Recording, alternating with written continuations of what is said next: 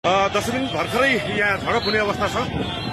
एउटा सुरक्षा घेरा राजावादी आन्दोलनकारीले तोडिसकेका छन् भने अर्को सुरक्षा घेरालाई यहाँ घम्साघम्सी भइरहेको छ, हात जोड्ने कामहरू भइरहेको छ। प्रहरीहरूलाई धकेलेर आन्दोलनकारीहरू अगाडि बढिसकेका छन्।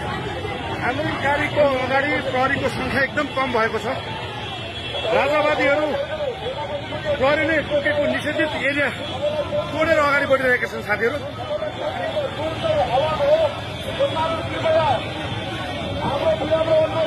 आन्दोलनकारी मानेको अवस्था छैन। आन्दोलनकारी मानेको अवस्था छैन। हजारौंको संख्यामा हेर्न सकिन्छ। हजारौंको संख्यामा आन्दोलनकारीहरू छन्, मानेका छैनन्। झडपको अवस्था देखिन्छ।